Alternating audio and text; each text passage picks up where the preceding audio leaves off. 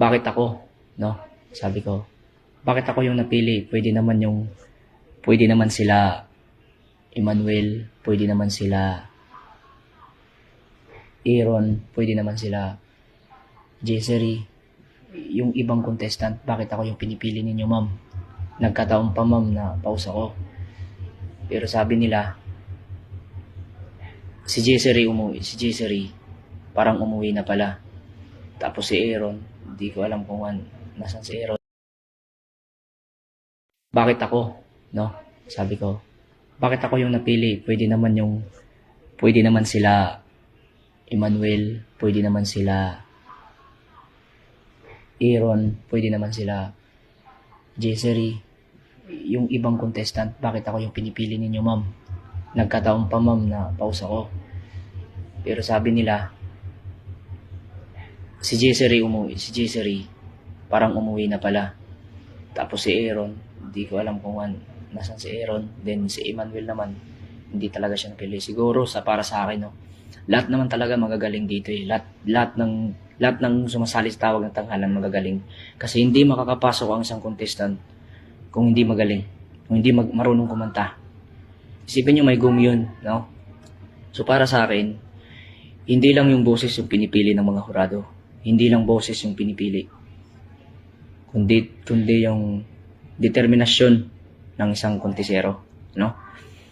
Kasi ako nung tinawagan ako na gusto daw nila kumanta ako sa Huling Tapatan. Actually, nagdalawang isip ako kung tatanggapin ko kasi yung kantang yun, hindi ko talaga alam. Yung solo ko, hindi ko yun inaral kasi talo ako. Hindi ko na yun inaral. Di bali na lang kung yung kakantahin ko na may bukas pa, doon ako kukuha sa YouTube, ano? Pero yung kantang may bukas pa, ariglo yun eh. Banda yun. Ginawang ariglo. Hindi whole songs. Hindi buong kanta kakantahin. So meron lang silang kinukuhang tono, kinukuhang lyrics. Hindi ko yung pre-practice, no? Hindi ko yung pre-practice.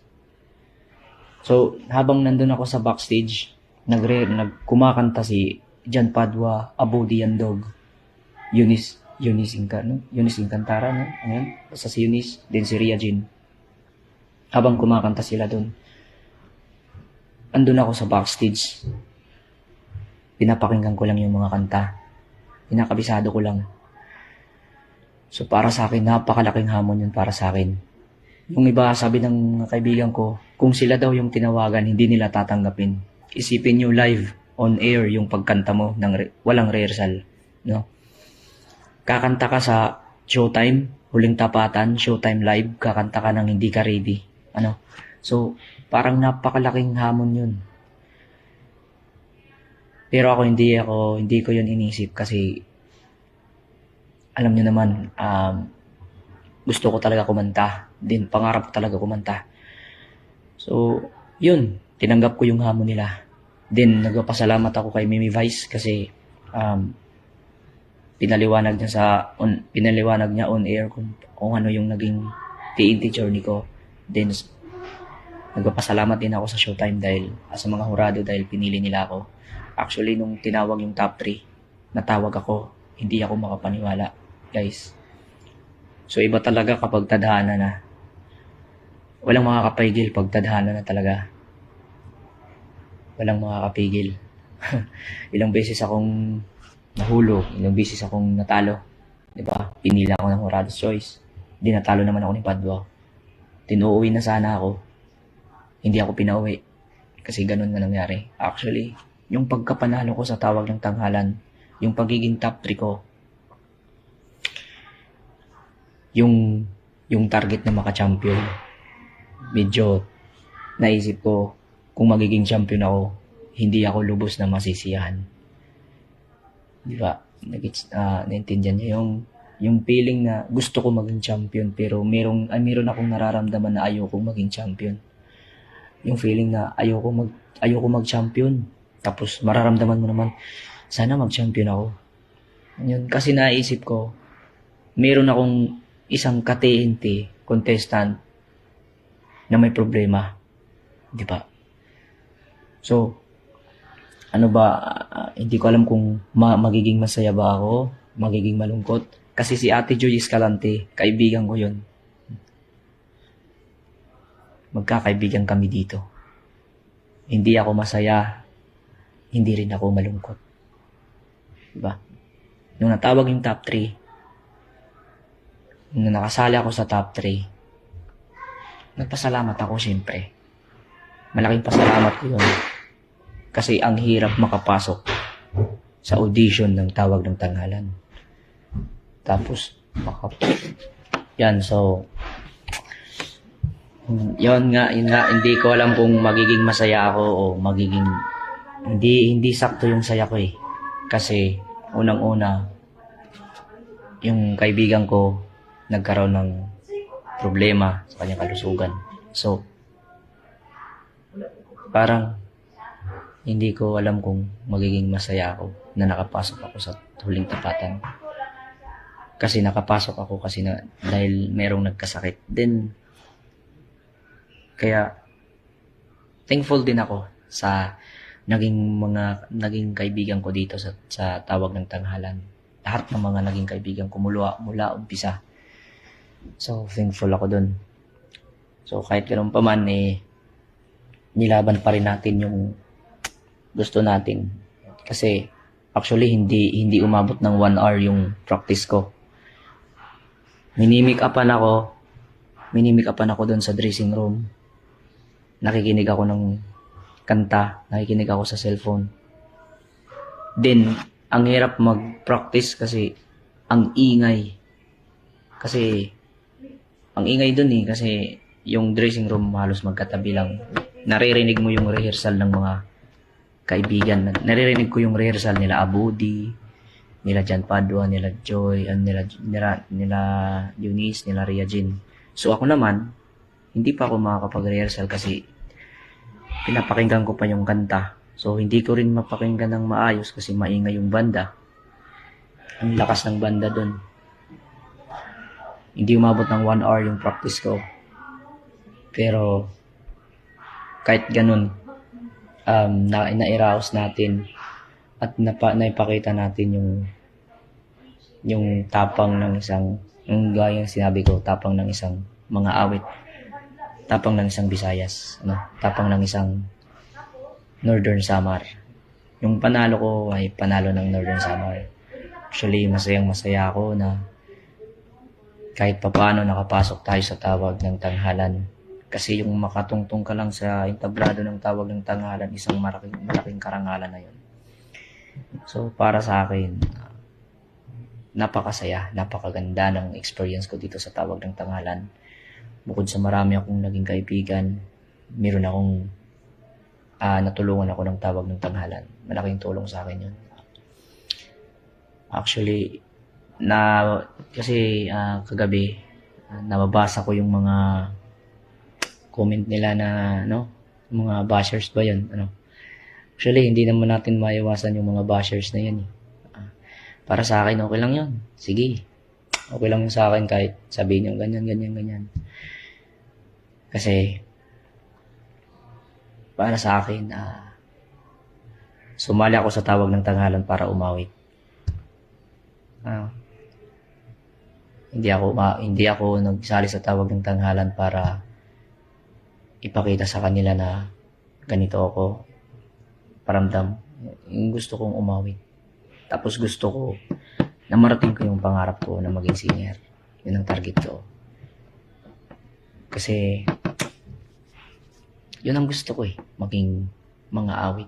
Kahit hindi maging magaling na mga awit, makatungtong lang sa Tawag ng Tanghalan. Actually, napakahirap talaga ng kalagayan ko kahapon din. Kasi pressure, kaba, takot, halo-halo, paos. Pero, tinanggap ko kasi alam kong maraming sumusuporta sa akin at maraming naniniwala. So, ganun pa man, masaya ako na hindi kayo bumitaw, Salamat sa inyo, mga ka-idol. Hindi ko man kayo ma-replyan hindi ko man kayo ma-message, ma-replyan yung mga message nyo. Kasi, grabe talaga. Halos pumutok na yung messenger ko. Sabay-sabay tumatawag din. Meron akong yung busy, ganun. Hanggang ngayon, di ako makapaniwala na kasali ako sa top 3. Then, dun tayo sa pagkanta ko sa disband. Bago ako kumanta sa disband, nagkita kami dun sa backstage. Humingi agad ako ng dispensya. Sabi ko, yung disband na banda, sabi ko, Ma'am, Sir, ang pag-awit ko ngayon sa mga kanta ninyo ay isang karangalan. Sabi ko sa kanila, kung hindi ko man po ito maikanta ng maayos, humihingi po ako ng pasensya. Kasi wala talaga akong rehearsal. Wala akong rehearsal na matino. Mahirap mag-rehearsal, lalong-lalo na pag sa banda. Kasi malakas, tapos iba yung dating pag sa banda talaga. Then, sabi ng disband, okay, sige. Gawin mo lang yung gusto mo. Gawin mo yung mag-enjoy ka lang. Yun, sinabi ng disband. Yan, shoutout sa disband. Maraming salamat sa inyo. Yan, sinabi sa akin na mag-enjoy ka lang sa performance mo. Ibigay mo lang yung kaya mo. At kung meron ka pang kayang ibigay, nangyaring doon. Nakita naman ninyo at na medyo meron tayong nung kumanta na ako doon sa yung medley. Kung napapansin nyo, 2 lang yung kinanta ko.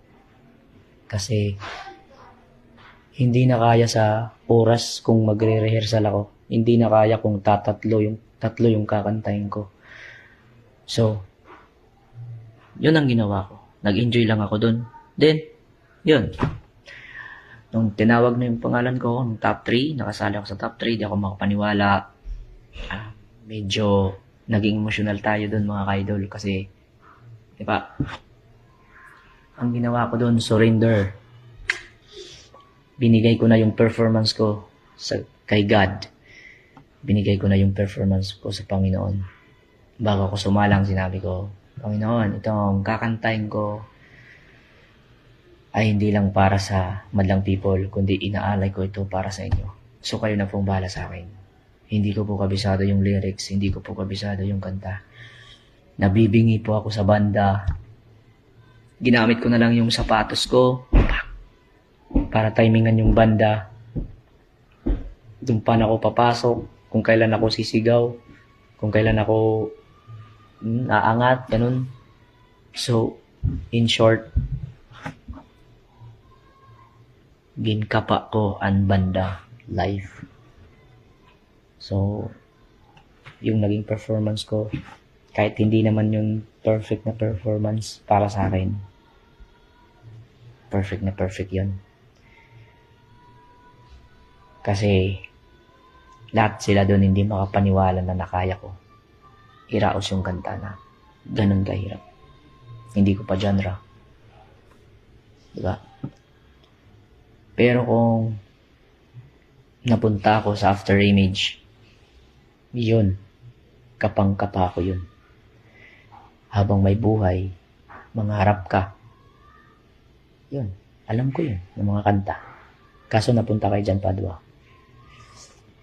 Kasi si Joy Escalante sana magkakanta nun. Nire-rehearsal na yun ni Joy Escalante. Alam na yun. Maganda yun. Kinakanta na yun. Alam na niya yung timing. Alam niya. Kasi nagre-rehearsal sila eh. So, parang naman ako. Hindi naman ako nag-rehearsal. Hindi naman ako nag-expect na kakantahin ko yung disband. Diba? So, para sa akin, isang malaking hamon yun para sa akin. Diba? So, proud na proud ako sa sarili ko. Dahil, alam niyo yun,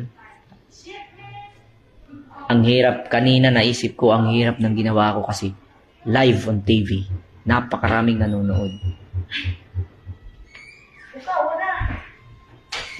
Napakaraming manonood. Yan. Pero dahil sa inyo, sa ating madlang people, sa inyo, andyan si Iman. Hindi ko alam. Buksan mo. So, ang saya-saya. Ang saya ng TNT journey ko. Kasi, ang bait sa akin, ang bait sa akin ni God. Pero kung nai-rehearsal ko yung kantang yon, nangihinayang din ako eh. Kasi, maganda yung kanta ng disband.